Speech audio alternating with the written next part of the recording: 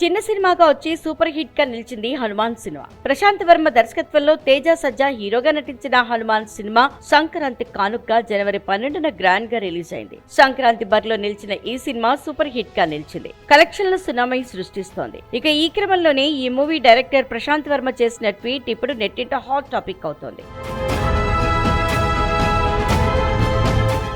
నిన్న మొన్నటి వరకు హనుమాన్ ప్రమోషన్ లో బిజీగా ఉన్న ప్రశాంత్ వర్మ తాజాగా ఆ సినిమా సక్సెస్ ను ఎంజాయ్ చేస్తున్నారు. దాంతో పాటే సక్సెస్ ఇంటర్వ్యూలు ఇస్తున్నారు. ఇక ఈ క్రమంలోనే తాజాగా ఓ ట్వీట్ చేశాడు. ధర్మం కోసం నిలబడేవాడు ఎప్పటికీ గెలుస్తాడు అంటూ తన ట్వీట్ లో కోట్ చేశాడు.